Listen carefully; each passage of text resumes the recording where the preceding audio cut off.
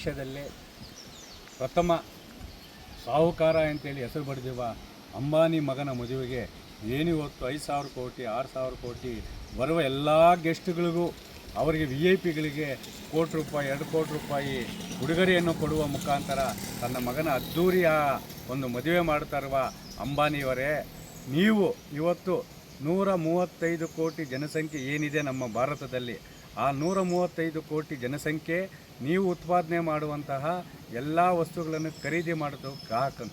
ಇವತ್ತು ಜಿಯೋ ಸಿಮ್ ಇರ್ಬೋದು, ನೀವು ರಿಯಲ್ ಮಾರ್ಟ್ ಇರ್ಬೋದು, ಯಾವುದೇ ಇರ್ಬೋದು, ಆ ವಸ್ತುಗಳನ್ನು ಖರೀದಿ ಮಾಡುವ ಗ್ರಾಹಕನಿಲ್ಲ ಅಂದರೆ ನಿನಗೆ ಶ್ರೀಮಂತದ ಅಗ್ರಪಟ್ಟ ಬರ್ತಾ ಇಲ್ಲ. ನೀನು ಒಬ್ಬ ಸಾಮಾನ್ಯ ವ್ಯಕ್ತಿಯಂತೆ ಇವತ್ತು ಬೀದಿಯಲ್ಲಿ ಭಿಕ್ಷೆ ಬಿಡಬೇಕಾಗಿತ್ತು. ಅದನ್ನು ಬಿಟ್ಟು ಗ್ರಾಹಕರಿಗೆ ನಿನ್ನ ಮಗನ ಮದುವೆಯ ಉಡುಗೊರೆಯಾಗಿ ಕನಿಷ್ಠ ಏನಾದರೂ ಒಂದು ಉಡುಗೊರೆ ಕೊಡಬೇಕಾಗಿತ್ತು. ಆದರೆ ತನ್ನ ಮಗನ ಮದುವೆಯ ಖರ್ಚು ವೆಚ್ಚಗಳಿಗಾಗಿ ಗ್ರಾಹಕರ ಮೇಲೆ ಜಿಯೋ ಸಿಮ್ಮಿನ ಬೆಲೆ ಏರಿಕೆಯನ್ನು ಮಾಡುವ ಮುಖಾಂತರ ನೀವು ಗ್ರಾಹಕರನ್ನು ತುಳಿದು ಅವರ ಮೇಲೆ ಬ್ರಹ್ಮಾಸ್ತ್ರ ಎತ್ತಿ ಬಡವರ ಹೊಟ್ಟೆಯ ಮೇಲೆ ಹೊಡೆದು ಶ್ರೀಮಂತರ ಹೊಟ್ಟೆ ತುಂಬಿಸುವಂಥ.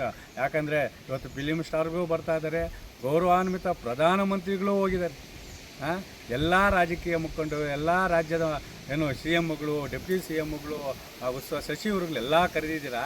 ಗ್ರಾಹಕರು ಏನ್ರಿ ಮಾಡಿದ್ರು ಅಲ್ಲ? ಗ್ರಾಹಕರ ಮಧ್ಯೆ ನೀನು ಮದುವೆ ಮಾಡೋದು ಬಿಟ್ಟು ಇವ VIP ಜೊತೆ ಇದು ಮಾಡಿ ಬಡವರ ಬಟ್ಟೆಗಳೇ ಬಡಿತಾ ಇದ್ದೀರಾ. ಅದಕ್ಕಾಗಿ ರಾಜ್ಯದ ಅಲ್ಲ ದೇಶದ 135 ಕೋಟಿ ಗ್ರಾಹಕರಲ್ಲಿ ನಾವು ರೈತ ಸಂಘದಿಂದ ಒಂದು ಮನವಿ ಮಾಡ್ತಾ ಇದ್ದೀವಿ. ನಮ್ಮ ಮೇಲೆ ಒಂದು ಬೆಲೆ ಏರಿಕೆಯನ್ನಾಗಿ ನಮ್ಮ ಹೊಟ್ಟೆ ಮೇಲೆ ಒಡೆದು ಮಗನ ಶ್ರೀಮಂತಿಕೆ ಮತ್ತು VIP ಗಳಿಗೆ ದುಬಾರಿ ಗಿಫ್ಟ್ಗಳನ್ನು ಕೊಡ್ತಾ ಇರುವ ಅಂಬಾನಿಯ ಅಹಂಕಾರವನ್ನು ಅಡಿಗಡಿಸಬೇಕಾದರೆ ಇವತ್ತು ಪ್ರತಿಯೊಬ್ಬ ನಾಗರಿಕನು ಗ್ರಾಹಕನು ಒಂದು ಪ್ರತಿಜ್ಞೆ ಮಾಡಬೇಕು.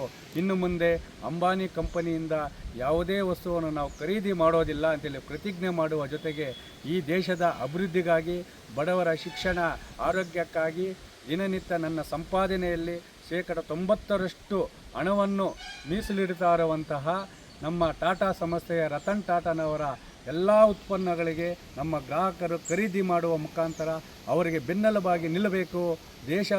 ದೇಶವನ್ನು ಗ್ರಾಹಕರನ್ನು ಲೂಟಿ ಮಾಡಿಸುವ ಅಂಬಾನಿಯ ಅಟ್ಟಹಾಸವನ್ನು ಸಂಪೂರ್ಣವಾಗಿ ಸ್ಥಗಿತಗೊಳಿಸಬೇಕು. ಅವರು ಯಾವುದೇ ಜಿಯೋ ಸಿಮ್ಮನ್ನಾಗಲಿ ಯಾವುದೇನಾಗಲಿ ಉಪಯೋಗಿಸಬಾರದು ಅಂತೇಳಿ ಸಮಸ್ತ ಗ್ರಾಹಕರಲ್ಲಿ ಮತ್ತು ಪ್ರಜ್ಞಾವಂತ ನಾಗರಿಕರಲ್ಲಿ ಮನವಿಯನ್ನು ಮಾಡ್ತಾರೆ.